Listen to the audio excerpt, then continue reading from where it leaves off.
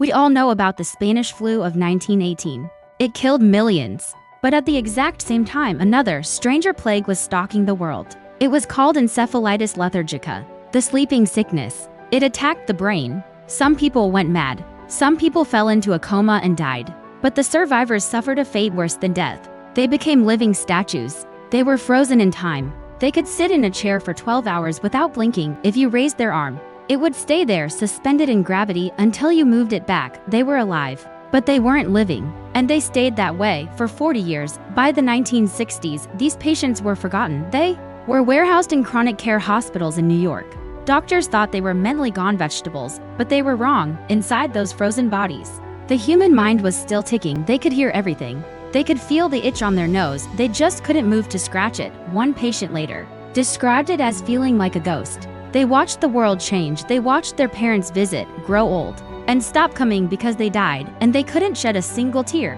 Enter Dr. Oliver Sacks. In 1969, he arrived at Beth Abraham Hospital. He looked at these statues and realized something. Their symptoms looked like an extreme form of Parkinson's disease.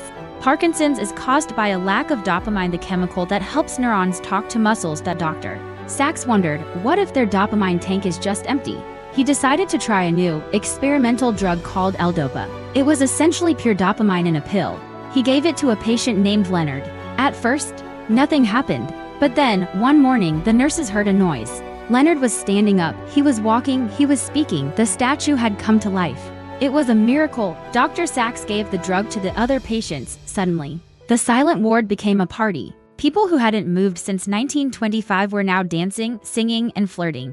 Imagine going to sleep when cars were Model Ts and radio was new, and waking up in 1969 to color television, moon landings, and rock and roll. It was overwhelming, but it was beautiful. They reconnected with surviving family members. They tasted food again. They felt the sun on their faces. For one glorious summer, they were back. But biology is cruel. The human brain builds a tolerance. After a few weeks, the L-Dopa started to turn on them. The patients developed tics. They became manic and paranoid. Their bodies started to jerk uncontrollably. Dr. Sacks had to lower the dose. But as he lowered it, the freezing returned. One by one, the lights went out. Leonard, the first to wake up, fought it the hardest. By autumn, the ward was silent again. The statues had returned to their stone sleep. Most of them never woke up again.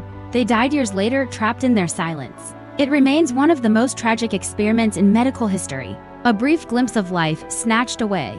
If you could wake up for only 1 month before sleeping forever, would you take the pill? Let me know in the comments. Subscribe for more mysteries.